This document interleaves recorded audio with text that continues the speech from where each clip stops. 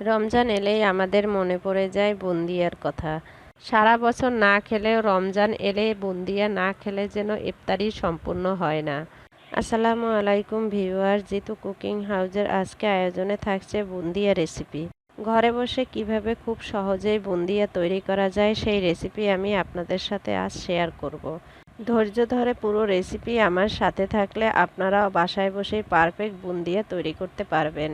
আসুন তাহলে দেখে আসি কিভাবে রমজান স্পেশাল বুন্দিয়া তৈরি করা যায় সেই রেসিপি। বুন্দিয়া তৈরি করার জন্য প্রথমেই আমি একটি স্টিলের স্ট্রেনারের উপর মেজারমেন্ট কাপের 1 কাপ ভেষন নিয়ে নিলাম। ভেষনগুলোকে এভাবে করে সেলে নিব। আপনারা কিন্তু বুন্দিয়া তৈরি করার আগে ভেষনটা এভাবে করে সেলে নেবেন, তাহলে ভেষনের ব্যাটারটা খুব সহজেই তৈরি করা যাবে।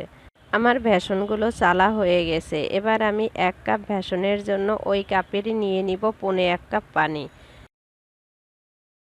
এবার অল্প অল্প করে পানি দিব আর ভেষনের ব্যাটার তৈরি করে নিব। একবারে না দিয়ে এভাবে অল্প অল্প করে দিয়ে ভেষনের ব্যাটারটা তৈরি করলে একটি পারফেক্ট ব্যাটার তৈরি হবে। মনে রাখতে হবে ভেষনের ব্যাটারটা পারফেক্ট না হলে বুন্দিয়াগুলোও পারফেক্ট হবে না।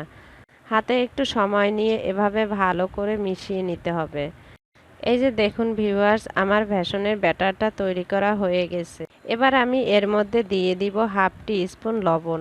এবার একটি চামচ দিয়ে আবারও ভালো করে ব্যাটারের সাথে লবণটা মিশিয়ে নিব। মিশানো হয়ে গেলে চামচ দিয়ে আমি আপনাদের ঘনত্বটা দেখিয়ে দিচ্ছি। এই যে দেখুন ভিউয়ার্স, ঘনত্বটা ঠিক এরকম হবে। এর চেয়ে বেশি পাতলা বা ঘন করতে যাবেন না। এবার আরেকটা বাটির মধ্যে আমি অর্ধেকের একটু কম ব্যাটার নিয়ে নিলাম। এর মধ্যে আমি একটু কালার মিশিয়ে দিব। আপনারা যদি বুন্দিয়াগুলো শুধু এক কালার করতে চান তাহলে কালার দিতে হবে না। সাধারণত বাজারের বুন্দিয়াগুলো 2-3 কালারের হয়ে থাকে, আর 2 কালারের হলে দেখতেও খুব ভালো লাগে। তাই আমি অর্ধেকের কম ব্যাটার নিয়ে এর ভিতরে আমি একটু লাল কালার মিশিয়ে দিলাম। আপনাদের কাছে ভালো না লাগলে কালার না দিলেও হবে। এবার চলে এলাম বুন্দিয়াগুলো ভাজার জন্য। একটি কড়াইয়ের মধ্যে পর্যাপ্ত পরিমাণ তেল গরম করে নিব। বুন্দিয়া ভাজার জন্য কিন্তু একটু তেল বেশিই লাগে, কারণ বুন্দিয়াগুলো তেলের মধ্যে পড়ে কড়াইয়ের তলায় না লেগে যেন ফুলে উপরে উঠে আসতে পারে। এবার এরকম ছিদ্রযুক্ত একটি চামিচ নিয়ে তার উপরে ব্যাটারটা দিয়ে দিব। বুন্দিয়াগুলো দেওয়ার সুবিধার্থে ব্যাটারটা আমি একটি কাপের মধ্যে নিয়ে নিয়েছি। ব্যাটারটা দিয়ে এভাবে আস্তে আস্তে করে চামিচটি নাড়াতে হবে। এই যে দেখুন ভিউয়ার্স, কত সুন্দর বুরিন্দাগুলো পড়ে উপরে ফুলে উঠছে। এভাবে দিতে হবে আর অল্প অল্প করে ভেজে নিতে হবে। একবার দেওয়ার পর পরের বার দেওয়ার সময় চামচটি অবশ্যই ধুয়ে নিতে হবে। এবার ওই তেলের মধ্যে একটু সময় বুরিন্দাগুলো ভেজে নিতে হবে। মনে রাখতে হবে চামিচটি বেশি নাড়াচাড়া করা যাবে না। আস্তে আস্তে করে নাড়ালেই এভাবে বুরিন্দাগুলো তেলের মধ্যে পড়বে। এই যে দেখুন বুন্দিয়াগুলো ভাজা হয়ে গেছে। এবার আমি তুলে নিচ্ছি। এভাবে করে আমি সব বুন্দিয়াগুলো ভেজে নিব। এবার আমি কালার বুন্দিয়াগুলো ভেজে দেখাচ্ছি। ওই একই পদ্ধতিতে চামিচের উপর দিয়ে দিলে আস্তে আস্তে বুন্দিয়াগুলো নিচে পড়বে আর এভাবে ফুলে ভেসে উঠবে। প্রতিবার বুন্দিয়া ভাজার আগে কিন্তু চামিচটি অবশ্যই ধুয়ে নেবেন। খুব সহজেই বাসায় এই বুন্দিয়া তৈরি করা যায়। আশা করি আমার এই বুন্দিয়ার রেসিপি আপনাদের কাছে ভালো লাগবে, আর ভালো লাগলে অবশ্যই আমার চ্যানেল সাবস্ক্রাইব করবেন, প্রিয়জনদের সাথে শেয়ার করবেন। একবার বুন্দিয়াগুলো ভাজার জন্য 1.5 থেকে 2 মিনিট সময় লাগে, আর এই সময় চুলার আঁচ মিডিয়াম করে দিতে হবে।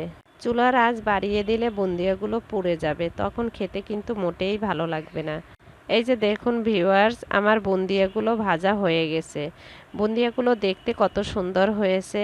2-1টি বুন্দিয়া ছোট, আবার কোনো বুন্দিয়ার একটু লেস, কোনোটা একটু বড় এরকম হতে পারে। চাইলে আপনারা বেছে নিতে পারেন। চলে এলাম শিরা তৈরি করার জন্য। নিয়ে নিলাম মেজারমেন্ট কাপের 1 কাপ চিনি আর হাফ কাপ দিয়ে দিলাম পানি। এবার আস্তে আস্তে চিনি আর পানি জাল করে নিব। যখন ফুটে উঠবে তখন আর বেশিক্ষণ জাল করতে হবে না, নামিয়ে নিলেই হবে। চিনি আর পানি ফুটে উঠেছে। এবার দিয়ে দিলাম আস্ত 2টি এলাচ আর দিয়ে দিলাম 1 স্পুন কেওড়া জল।